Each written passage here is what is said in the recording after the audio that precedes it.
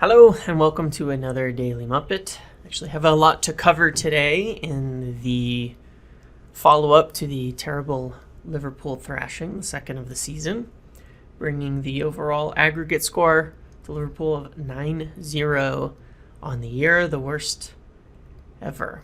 So obviously there's a lot to cover, a lot to discuss, and a lot to feel kind of bad about with the state of where United are at and where things are heading at the moment. But as I said yesterday on Twitter during the game, it's not really surprising. When you look at the team that was out there, there's probably one, maybe two outfield players who will start next year. You had even the mainstays, guys who may not be starting but are mainstays in the squad. Scott McTominay, not available. Obviously, you have Shaw, Varane, McTominay, Fred, Ronaldo, Sancho was on the bench. It's a lot. It's. I mean, that was not a reflection of what the team will be next year, fortunately, and it shouldn't be. You have Matic, Pogba starting. They won't even be here. Jesse Lingard playing, won't even be here. It's a bit of a wash, this setup this season, where things are at. There's not much that should be read into that, except that is not the team that will be playing for Manchester United next year, and it's not the team that we should expect to be playing for Manchester United next year. So it is what it is. There's nothing more really to discuss on that. It was basically a reserve / want-away squad with and against probably the best team in England right now, or obviously competing with Manchester City to be the best team in England at the moment. It was a well-deserved thrashing. That's all there is to say about it. It was good to see Hannibal Mejbri get a cameo there for a few minutes just to run into some people, show a little bit of passion, and I'm excited to see him a lot more next year. We will see him a lot more next season. And after the game, Ralf Rangnick said you may have 6, 7, 8, 10 new players. And obviously he's not totally talking about new signings, but over the course of the next 2 or 3 windows, I think you could see a full change of that near number of players. I think you'll see youth brought in. I think you'll see a lot of things there. If I were to address that, I think the youth and some of the players you might be seeing are players like Hannibal, Jimmy Garner, maybe more from Mengi. You might see Ethan Laird come back. You probably see players like Ahmad or Palestri get a chance this summer to see if they can make it at United and be used in areas where we need more numbers, like wide players.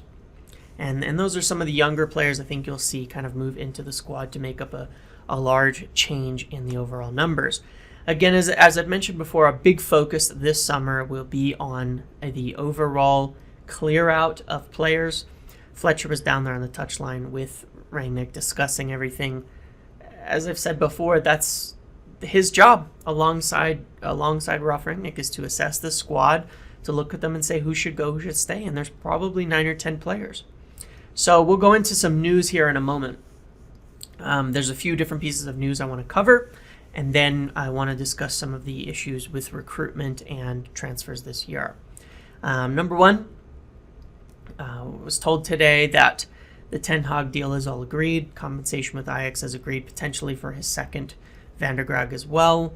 And it was set to be announced today, but has been at this point in time delayed, probably for 24 hours. I would guess Thursday or Friday it'll be announced. But at this moment, it's been delayed. If I get an update on that, I'll let you know. Not because there's anything wrong with the deal itself, but for other reasons. But the deal is agreed, and it was set to be announced. It's all set. It's all done. There's nothing else to worry about. In addition to that, you had news coming today, and this might have been part of it, that Marcel Bout and Jim Lawler have left Manchester United. This is the chief scout and the head of global scouting for Manchester United, one who's been here since Louis van Gaal and one who's been here since 2005. And it's quite a change. And what I'm told about this, though I'm asking for more details, is that it's essentially down to disagreements with John Murtaugh, with how things are happening. I don't have any more detail to that, but that they have left. They've not been sacked. Maybe they were pushed out. I don't know. But essentially, it's down to some disagreements with the way that things have been run and are being run by John Murtaugh, or some actions he's taken, just something to do with Murtaugh there. And so there's obviously a lot of push behind the scenes on things going on at the moment. It's hard to say whether or not it's a good thing, a bad thing, or anything like that. It's just it's a thing. It happens. So, maybe perhaps this clears a path for someone like, I would hope, we'll see, someone like Paul Mitchell, who's also been a chief scout, and as a deputy director of football, maybe part of his job would be to head up global scouting. I don't know. I would hope that it would make a possibility of something like that happen to really kind of complete the modernization of the football side of the club. But we will see after the manager situation is sorted how the deputy director of football situation sorts out. So moving on to recruitment. One thing that I've again heard in going back to the clear out is there are a lot of players who are officially sort of up for sale. Effectively, the entire back line outside of probably Varane, Shaw, and David De Gea. Maguire unlikely to be sold due to obviously fees and price and things like that. Nobody's going to offer the money, but effectively Dalot, Wan-Bissaka, Lindelof, Bailly, Jones, Telles, all basically unofficially or some officially, like Bailly and Jones, on the market. And if offers came in for them, suitable offers, they would be looked at, they would be assessed and potentially accepted, so long as obviously it wasn't leaving things short. If, for example, we sold Bailly and Jones, they wouldn't go and sell Lindelof without already having another center back lined up, for example. So they're not going to just be, or Dalot and Wan-Bissaka, they're not going to go sell both of them without having, two right backs lined up. So it's not like all of these will be sold, but these are all players that are likely to be replaced over the next 2 to 3 windows. In addition to that, you have Dean Henderson, who is on the market, and they are looking to move potentially on a loan or sale, depending on what happens. And they're looking at goalkeepers. You have Anthony Martial, who is absolutely on the market. He is not wanted by Erik ten Hag. He's not wanted by the club, but they want to move him on permanently if possible this summer, if they can get any buyers. Most of the other players who will still be here following free agency will get a chance. Maguire to prove himself, Varane, David De Gea, Fred and Scott. Whether they'll be starting 11 players, they're not going to be sold. Fred and Scott, Bruno obviously just signing his new deal, Anthony Elanga, Jadon Sancho, Cristiano Ronaldo, and Marcus Rashford will get a season to reestablish himself and prove himself. So that's kind of the setup. Realistically, you have maybe 9 or 10 total players who are considered to be part of the core of the club. Not all starting 11, but core of the club, and the rest are players who would really have to earn their way back in and potentially could be replaced over the next few windows. So there's a lot going on there, a lot of potential changes, and I think the club are looking to lose the 4, Matic, Pogba, Cavani, Lingard, Mata, 5 free agents, and then sell 3 or 4 more, and I don't think they intend to buy 8 or 9 players. It looks more like a goalkeeper, defensive midfielder, striker, and center back this summer, and then we'll discuss in a moment, but potentially based on outs, another midfielder, a wide player, a fullback, and another center back, but I think that's likely to stretch into next summer's plans. So if I go position by position, here's sort of where things are at. For center back, Urian Timber is the main target. It's been discussed. It's been asked for by Ten Hag. At defensive midfielder, they have a little bit of an issue. Tchouameni prefers another options. Chelsea and Madrid are still involved with him. I know Chelsea don't have their new owner, but as soon as they do, he's mainly their top priority this summer and has already been discussed multiple times with Thomas Tuchel, with his agent, with representatives. I think we'll try for him, but I still have those main concerns about him choosing United over other clubs and whether he'd actually be interested in doing so. Declan Rice, the problem is West Ham keep moving forward in the Europa League. They look likely to qualify. I mean, they could win the Europa League and qualify for Champions League, in which case he'd be totally off the table. As of now, there's no budging in the price for Declan Rice. So basically the main two targets that they really like are essentially off the table as it stands. And at the moment, that makes someone like Calvin Phillips or João Palhinha to be the backup options. And Calvin Phillips is actually and absolutely being lined up as a backup option for the defensive midfielder position. But what may happen is they may go address now the striker position, the center back position, and come back to the midfielder in June or near the end of June, see if there's any movement on Tchouameni, see if other clubs have come in or if he's more open to the move, similar to maybe Camavinga last year.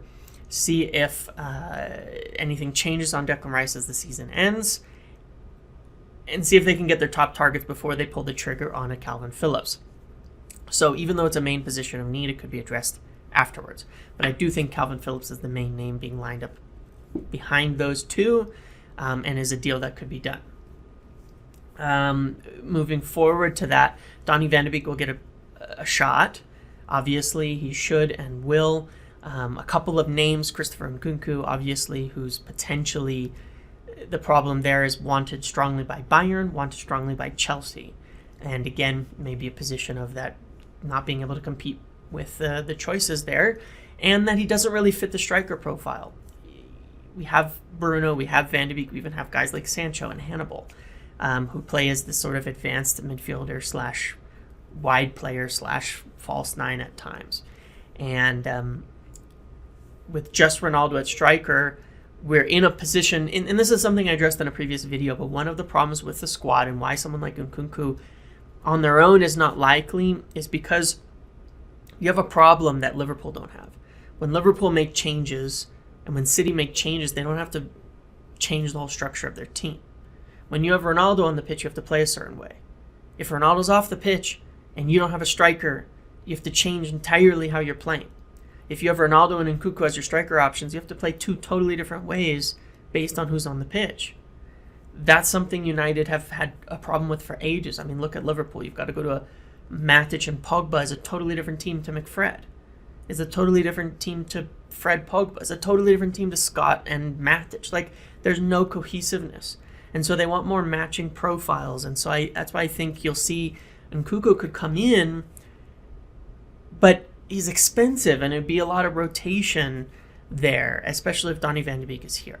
So I think that's the problem you have with a player like Nkunku. The other name I would mention is Zabalosha from Red Bull, who can play wide, who can play attacking mid, who can be rotation with Bruno, and would probably more fit into the current structure and is one that Ralph has recommended. So keep an eye on that one because he could also fit the wide player side of things as well. A little bit of the same option. I think that's why that area is maybe not a priority until some outs occur.